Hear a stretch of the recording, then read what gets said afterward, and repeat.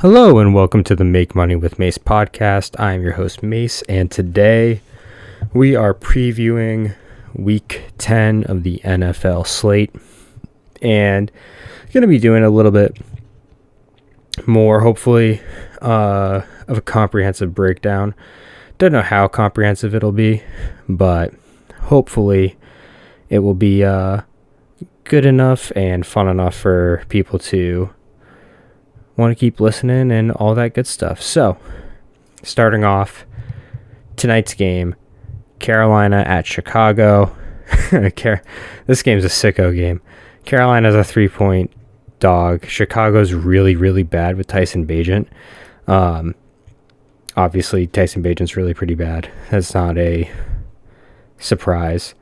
Bryce Young played a very bad game. The Panthers are also very, very bad. So this might have to be a defense and special teams prop. I don't know if Brian Burns is playing, but Frankie Louvu over on tackles. I imagine this game ends up like lots of running the ball, lots of lots of running the ball, lots of longish drives that end up being punts because they get to around the 45-yard line and then nothing happens after that. It'll be a slog to get there. So, I mean, maybe Frankie Louvu over on tackles at 4.5. TJ Edwards over on 4.5. Tackles, not bad. Derek Brown over tackles is plus 150, but assists is minus 190 because he's a big DT.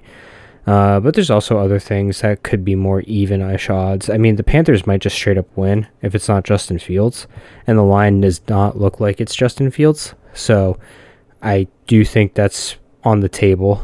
But just in terms of like matchup, these are two of the worst teams in the NFL, not just by DVOA, which they are 29th and 30th, Chicago being 29th, Carolina being 31st. And what's very troubling for Carolina is like, at least it's not that troubling. Their special teams are pretty good, which is nice.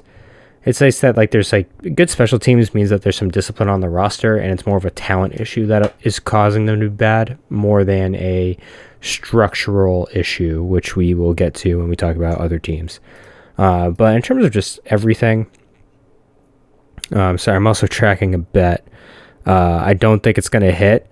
I had Ant over 35.5 points, rebounds, assists, and he's at 28-3. So he needs 4 more. So if he plays a little bit in the fourth quarter, which I don't think he will because they're up 30 points, but that's a bit of a bummer. But getting to offense, like Carolina's offense is really pretty bad. They only average 283 yards a game, and passing is under 200. Like obviously both are under. Well, passing is under 200, which isn't good. And then rushing, at least they can run the ball fairly well. They're at 96.3 yards per game. Pretty very like good at offensive ranks. I mean, it's bleak, guys. Like trying to look for some positives, but in like offense, right? Carolina ranks 31st. They are 31st and 29th. They're 31st in passing, 29th in rushing. They're just not very efficient offensively. And again, it's Bagent. So maybe the bet is the under. 38.5. That's not terrible. It's 20-17, more than viable. So maybe the under. It is a short week. It is, again, it's just, is it Fields or Bagent? Because that's going to matter a lot. I feel like Chicago's defense is good. By DVOA, they are, one second, DVOA, they are 30th. Again, they're 29th and 30th. Actually, their rush defense rank is not that bad. It's 7th, but their pass rank is 30th. So the under might be in play. And just looking at total yards and things like that, their defensive ranks, just going to take a look at that real quick. Defensively, yeah, I mean, yards per game is a little deceiving because like Miami doesn't allow that many yards per game and the Patriots don't allow that many yards per game.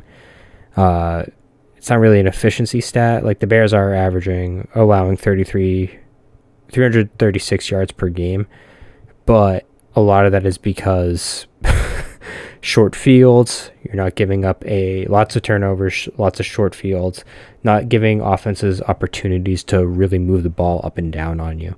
So that's a little deceiving, and that's why I like DVOA so much, because it is actually a pretty fair estimation. And I mean, the rushing stuff, them being ranked 7th, isn't that shocking, considering that even with all those yards they give up, they only give up 79.7 on the ground, which is fairly impressive. So, talking about all this Bears and Panthers, I'm sorry, I'm holding back a sneeze. Talking about all these Bears and Panthers stats is sicko stuff.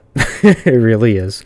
But in terms of a bet, I'm probably going to do the under, because I think Badgin's playing, and once there's like a little bit of confirmation, let me take a look right now. Justin Fields playing, because there's a chance that the Panthers might be able to throw a little bit. Okay, Justin Fields, QB, set to miss 4th straight game. Okay, so yeah, I'm taking the under. Thank you. All right. That makes life easy. So, next game. Indy. Yeah, these two teams, I don't know who's going to win. It's Badgett versus Young, but it's not going to be pretty. Next game in Germany, Indianapolis Colts and the New England Patriots. The Colts are going to kill the Patriots. They are. There's no really ifs, ands, buts about it. Indy is not a good team, but they're average, right? They are 17th in DVOA, 12th offensively, 12th defensively, 24 special teams. And that special team stuff, I think, is just poor execution, missed field goals, things like that, as opposed to like really poor kick coverage. So, man, the Patriots are a terrible, terrible football team. They will not be able to beat the Colts. The idea that they'll be able to beat the Colts is farcical. Belichick has completely lost the team. Yeah, like Jack Jones and J.C. Jackson are going AWOL after games. Apparently they were late. They were broke curfew or whatever, so you got to be a military disciplinarian, and teams tune that out as the season goes along and you're playing terribly. So that's the case there. I think the Patriots' run defense has been really pretty poor. I want to check DVOA just to make sure I'm not talking out my butt. They are 14th in total DVOA, defensive DVOA, 23rd against the pass, 5th against the rush, which, let's take yards per game. It feels worse than it actually is, but I think a lot of that it has to do with like how unwilling some teams are to run that they've played. Like, they could not handle Miami's rushing attack very well, which very few teams can. They couldn't handle it very well, even with a somewhat healthy defense. They didn't have the full assortment of players. But yeah, I just think they're giving up about 100 yards per game on the ground, which, I don't know.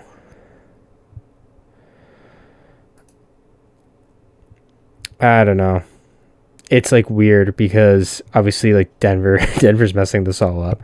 Patriots' run defense is giving up about 100 yards on the ground, and an efficiency standpoint, it's probably a little bit better than what it's showing. But obviously they're giving up a ton through the air. They've been killed by a few teams now. And with that being the case, I really think that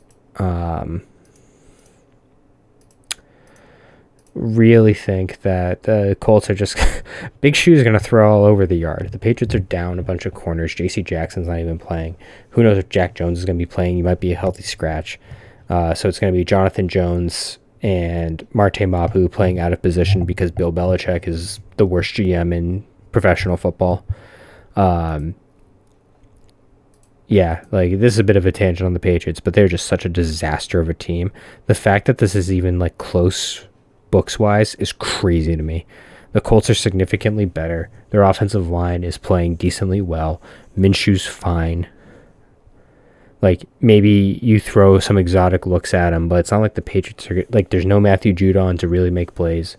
Barmore, that's the thing. If Barmore were playing, they would have a better. It's not that just Barmore. It's like Barmore plus Judon plus Uche. It was like that combination really got the Patriots defense cooking in the back half of last year, was when all three of those guys were able to play. And you had Barmore crushing the pocket, like destroying the pocket, and then Uche and Judon collapsing in from the backside, from either side. So you have that dynamic, and that's just gone without Judon, because the team has no depth. So it's basically Barmore by himself. And with that being Barmore by himself, the Colts have a real opportunity to just like, I'm just looking at their lineup, right? Shout out PFF. So it's like Quentin Nelson has not been playing very well this year. Just straight up. Like, to his standards, he's not been himself, but he still has the pedigree of like, oh, this guy might be a Hall of Famer. Ryan Kelly, the center, has been playing out of his mind. And that's who's going to be lining up, right? So with that being the case, I'm just going to take a look right now. Taking a look at the Patriots defense lined up against. So yeah, it's going to be Barmore lined up, really. Like, Ngachau's not been good. Keon White doesn't get on the field enough. Anthony Jennings is a good role player. Like, it's just not great. Not a great defense. Everybody's playing out of position. There's no identity on the defense. There's no identity on the offense. And to expect that sort of team to even cover against a team that at least looks well coached, at least looks like there's buy-in. They've got good, decent offensive pieces, decent defensive pieces. Not really decent defensive pieces. They could be better. But, you know, they can make plays on defense. DeForest Buckner and Kenny Moore. So it's a disaster for the Patriots. And I think that they're going to lose this game. I think that they're not even going to come close to covering this game. Maybe I'm emotionally hedging, but I don't think I am. I think this. I think it just might be rugged. So, you know, is what it is for the Patriots. For the Patriots fan in me, it's terrible. It's very poor football. And even in like the post-Brady era, you knew it was never going to be the same, just because Brady is the greatest player of all time. But to have a fall off this harsh, that was shocking. So that's the case.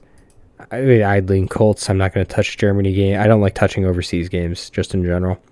And I think you'd be wise to not touch the Patriot. You'd be wise to not touch the Patriots at all, but maybe bet on some Colts if you're interested in that. So go with the Colts. The Patriots stink. Next game stateside. So it's Cleveland at Baltimore. Baltimore is awesome.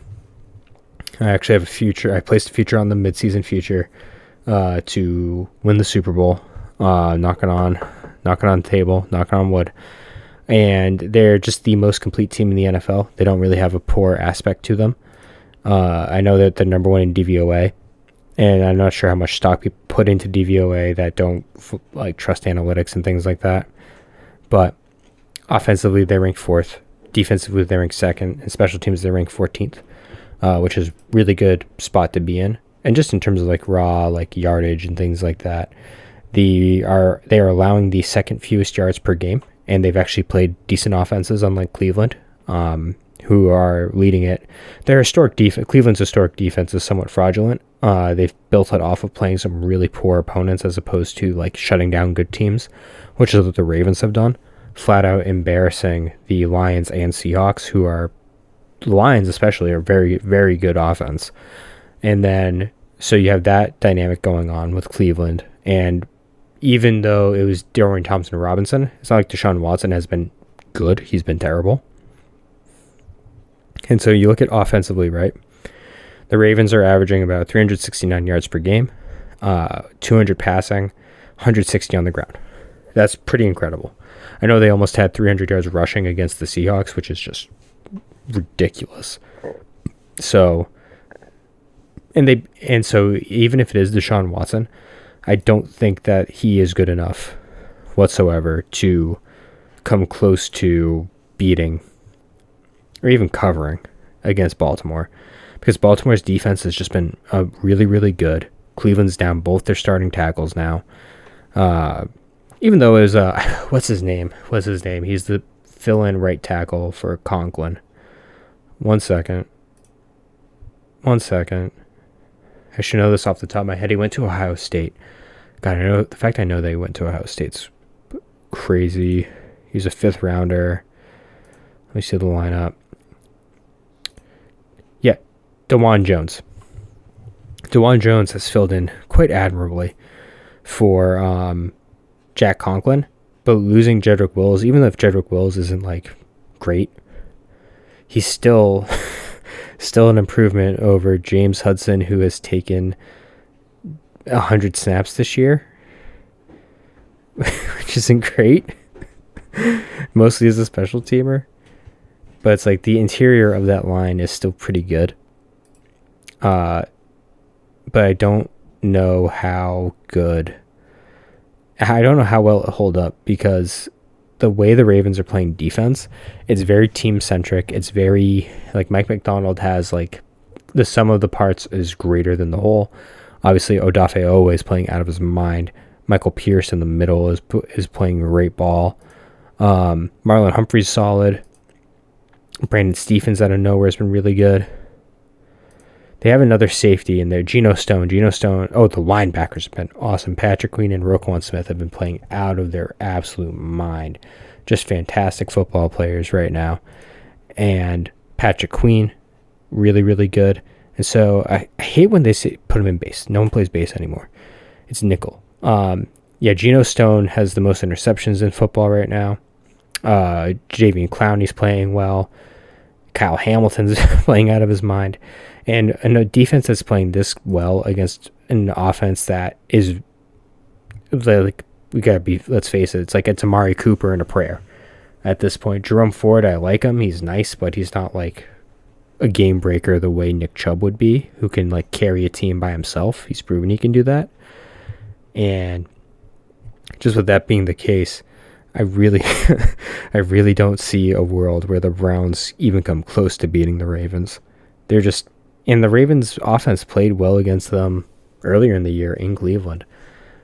And it's not like, and again, when your offense is as poor as Cleveland's is, and you're really reliant on your defense to do absolutely everything to even have a chance, that's when I worry, especially because of how damn good the Ravens offensive line is.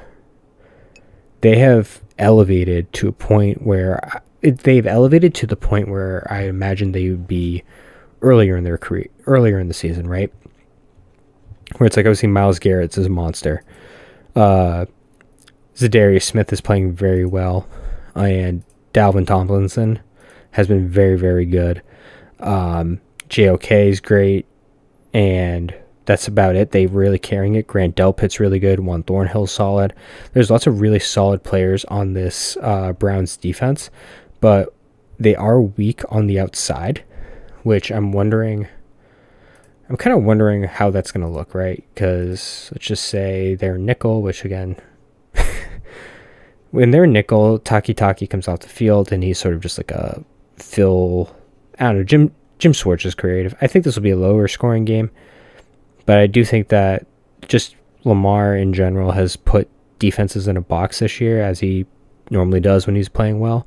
And I think that might continue to be the case if Ronnie Stanley is going to keep playing better and better coming back from injury, and if Tyler Linderbaum is just going to be amazing as he's like a playmaking center. He's probably the second best center in the league behind Jason Kelce at this point. Might even be better.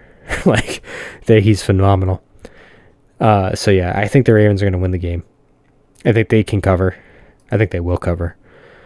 And yeah, I'm going to move right on to Houston and Cincy. Houston getting 7. This is a step up in class for Houston, obviously. And they are on a roller coaster, obviously. They lose to Carolina at Carolina. They win in dramatic fashion against Tampa. They're very fun, and I don't want to take away from anything that they're doing. I think that CJ Stroud's awesome, Will Anderson's awesome, and they're going to hang around for a pretty long time. I think they're really, really good and fun. The issue is that they're facing a team that is on an absolute heater and is probably going to have like a welcome to the show sort of moment for Houston. Cincy's awesome. They've been awesome, right? They're very good. As long as Burrow's healthy, they're going to be good. And I think it's just going to be as simple as they're going to attack on the outside.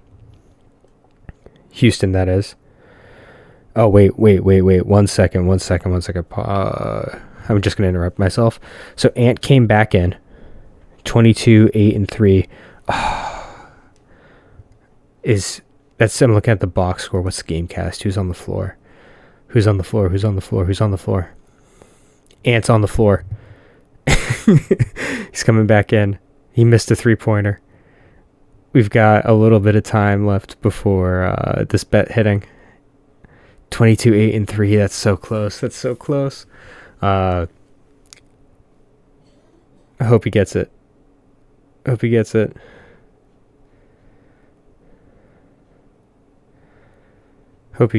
yeah, no, this is a separate thing. Moving back to the NFL. Houston and Cincy. Houston is really Houston, they're solid, they're fun, but I think that they're just a young team, and when young teams go face very experienced teams that step up in class, it really does matter. I think that Lou Anarumo is going to throw things at CJ Stroud that he hasn't seen before, and he'll have to adjust. I think the Bucs aren't that good. Obviously, they can be had through the air. And I think since he's just going to be able to be variable, they're going to be able to take advantage of weak spots in Houston's offense, which there are some. They don't run the ball very efficiently. And I think that they're obviously Tank Dell and Nico Collins are really good, especially Nico Collins. And I think that Anarumo will be able to attack, do some cool disguises, really rotate safeties, and really make Stroud think on his feet and just show him stuff he hasn't seen at the NFL level before. And I think that's what good coaches do. And I think a touchdown is quite a bit, but I understand why. Houston might be a fun underdog pick just because they are laying so many points, but that's probably not going to be my underdog pick. But Cincy, you could comfortably take as a touchdown favorite, I think, against Houston.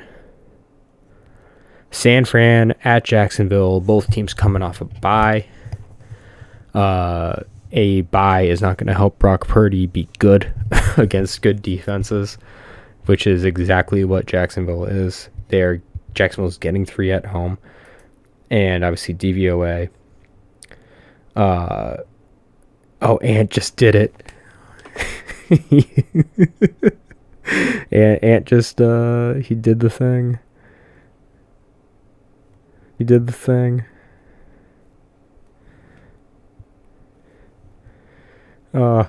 That's awesome.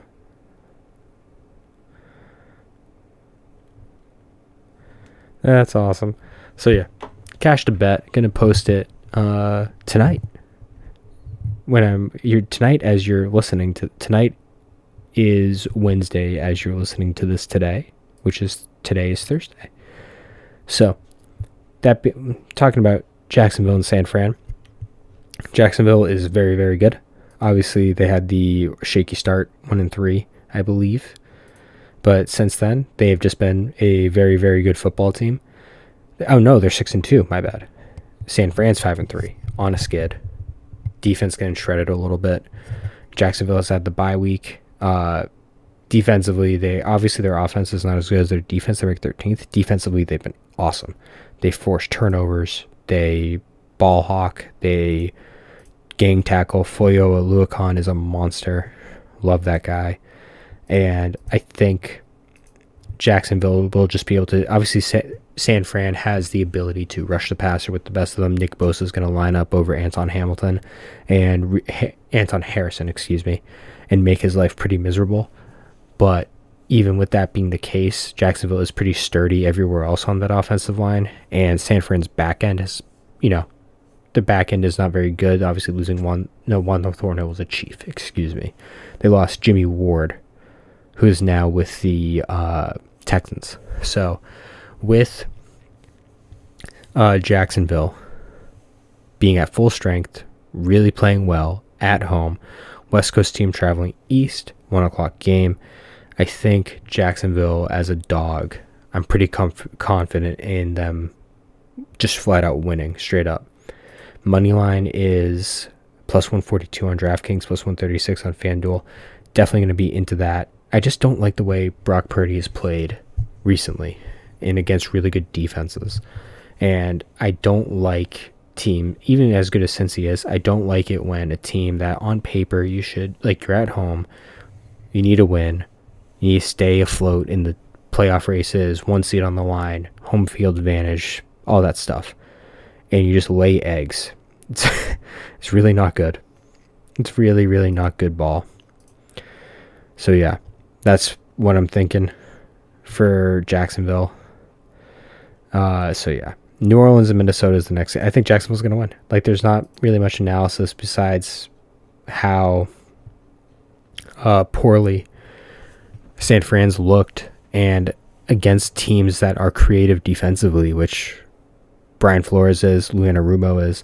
And I need to look up who's the DC for Jacksonville right now, because they've been dialed in. And a storyline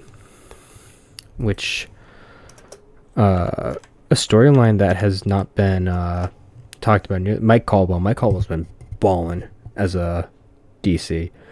And a storyline that really was not present or discussed a lot, because the NFL focuses, like media and stuff, focuses so much on skill position stuff because it's pretty tangible.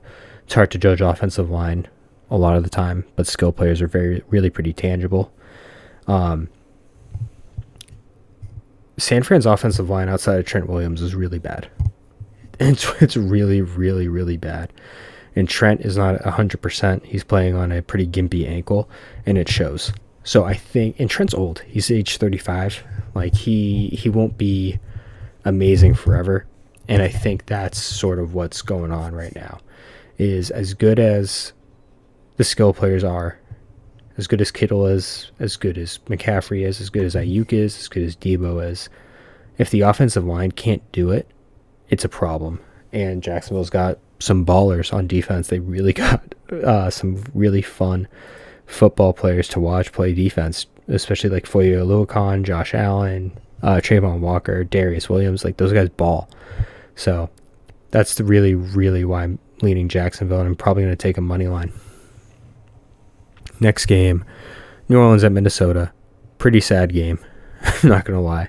Would have been a lot more fun with Kirk, obviously. But it's New Orleans at Minnesota, and I might just stay away just because, I don't know, Minnesota's giving 2.5 at home, Minnesota is getting 2.5 at home. New Orleans obviously giving that on the road. It's weird. New Orleans is weird. I think Brian Flores can cause some confusion for Derek Carr. But he has caused confusion for Derek Carr when he was in Miami, when the Raiders played against Miami, when the Raiders played against New England, when he was the DC there. So I think with Flores' history being good against Derek Carr, that can continue. But it's just a weird game because you don't know how Josh Dobbs is going to respond to playing New Orleans, and New Orleans is really solid. Defensively, they're very solid. So I just don't know what that response is going to be. Obviously, Dobbs, no time, played incredibly well. And you just wonder what the sustainability is of that. Obviously, Kevin O'Connell's done a phenomenal job coaching this team. Like, undeniably, maybe the best coach in the NFL at this point. Like, I think his coaching job has been fantastic just this season. All the injuries, finding the right guys to hire, like Brian Flores, and just coaching up a team that roster-wise isn't fantastic to the point where they're in it every single week. It's really, really impressive. So I think with that being the case, there's a clear coaching advantage. it might he might find the hole in a very solid physical Saints defense, and they might be able to take advantage. I would like this a lot more if Justin Jefferson were playing, but he's not. So I don't know. It's a weird game. Probably not going to focus on it too much, just because I think Minnesota is just. I think it's a weird game to pick. If it was Kirk, obviously Minnesota would probably be like a 5-point favorite at home, but there's no Kirk, so it's hard to tell. Next game, Green Bay at Pittsburgh. This game has some real hilarity factor potentially. I mean, Green Bay is really, really bad, very bad. Pittsburgh is Jekyll and Hyde. They're a favorite, so who knows what they'll look like. But bare minimum, their defense plays well.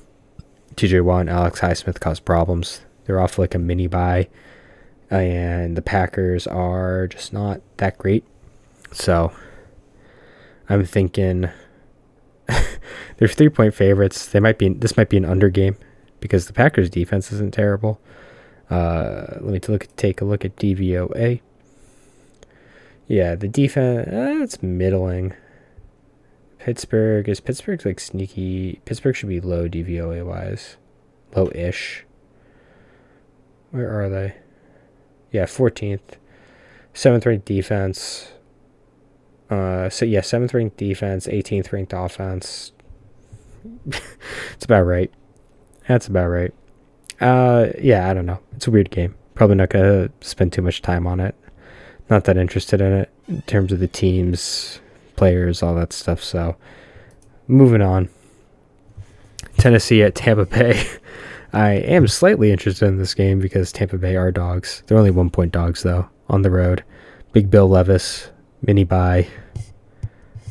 The Tampa can be had through the air. It's just a matter of how well can Tennessee's defense play against Tampa, and Tampa obviously can score. It's a weird game. It's super weird. We're gonna do more research into it before I place any bets on it. But what's the over? What's the total? Because that might be juicy. 38.5. That's not bad. That's not bad at all. And yeah, so 38. If 38.5 is a really, that's 20-17, right? You just gotta look at that. Can we get a 20-20 game? Can we get this to 23-20, 23-17? I think that's feasible with Tennessee and Tampa for sure. Next game, we've got the return. We've got Call of Duty Kyler. Atlanta Falcons visiting. Bird fight. I've got no clue what's going to happen in this game. Obviously, I will say this. The Falcons did move the ball much better with Taylor Heineke. I think Bijan has a fumbling problem, or Bijan's doing something where he's not playing as much. But on talent, Atlanta should win. I have no idea if they will. I think Kyler is going to win a couple games. But yeah, I don't know. It's weird. It's weird. Next game, I'm not going to touch it because the next game probably has my favorite. Detroit Lions going to the Los Angeles Chargers. David Montgomery is likely to play. And when he plays, the Lions go crazy. The Lions' offense is yards. And we saw that even without Montgomery, Jahmyr Gibbs can ball out. And the Chargers, they're very mediocre. They don't move me any which way.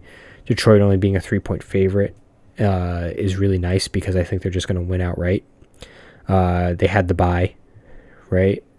Yeah, they had a bye. So coming off a bye, Chargers on a short week. Detroit is solid, very good football team. They've only lost to the Seahawks and the Ravens, and those are two good teams. Even with the Ravens demolishing the Seahawks, I still think somewhat highly of the Seahawks. But again, the Chargers are prone to mistake football. They don't have real home field advantage. And I think Detroit is just going to run the ball down their throat, and they won't really have much they can do about it. So that's what I'm thinking. I think Detroit goes in, gets a nice win. And then Giants and Dallas. Oh my God, 16.5. It's going to cover. Don't get it twisted. It's going to cover. In Dallas, Tommy DeVito, are you kidding me? This game's going to be like 40-0. It's going to be worse than the opening game of the season. This is crazy. crazy, crazy, crazy line. So yeah.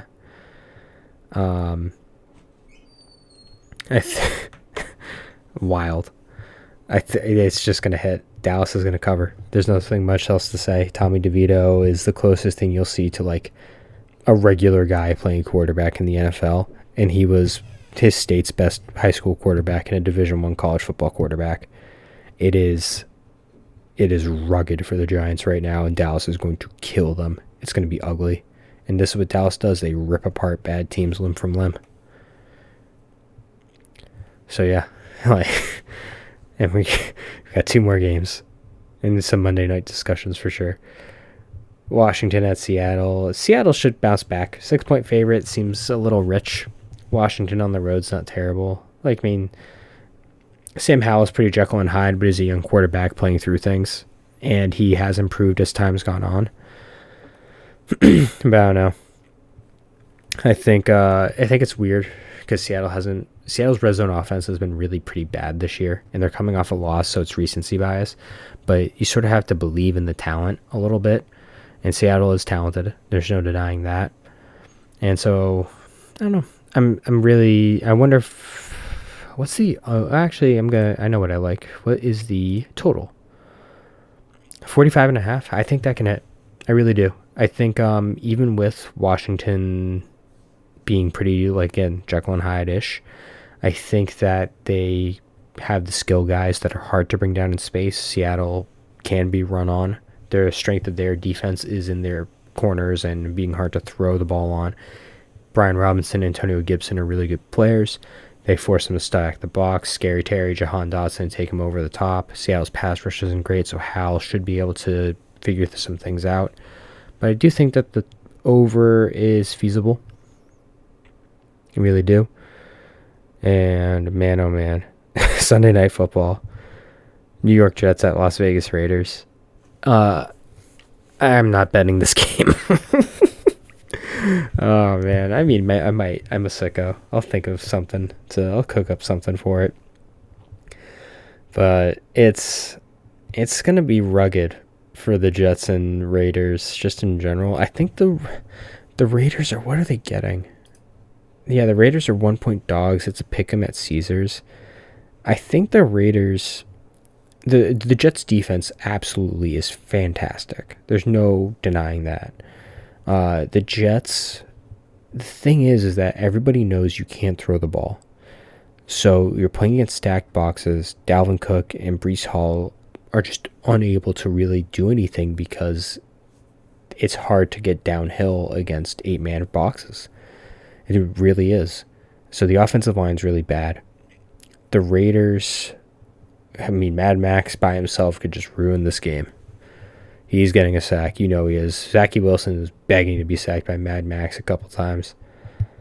But yeah, this game's ugly. Gonna stay away from it. Mad Max, take him over on sacks. And then Monday night, Denver and Buffalo. What's the total in that game, actually? Because that might be the total that hits.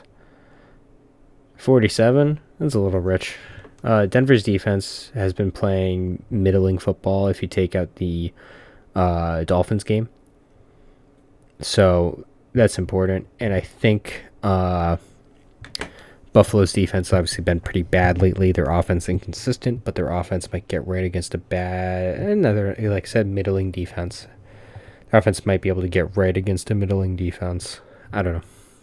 It's weird. I'll find something to pick for that for sure, but sort of leaving it alone for now. So we've got that going on. College football, pretty big weekend. Alabama and Kentucky. Alabama 10.5-point favorite. 11 some places. I love that. Obviously Michigan, Penn State, big game. Miami, Florida State, big game. Some pretty big games going on. Baylor, Kansas State. Kansas State's good. FSU is probably going to cover, which I love. Rutgers, Iowa, 28.5. I'm taking it. That's the under.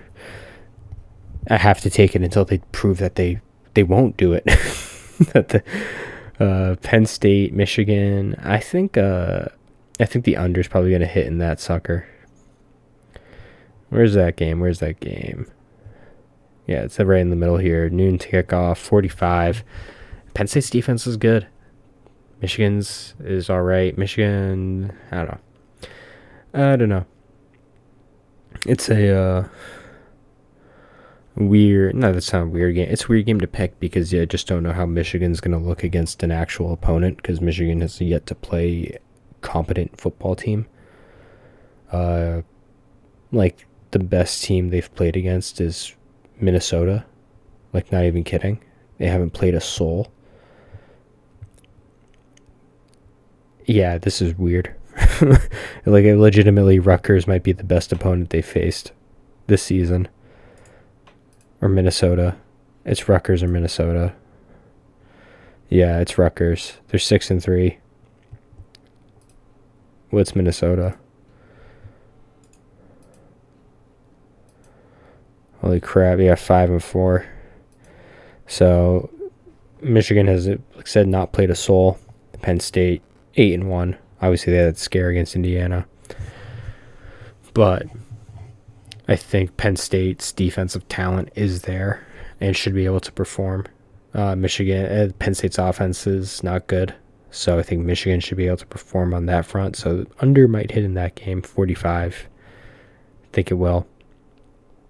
But there's some other games that'll cook something up. NBA bets going well, 4-2 now. Shout out Ant.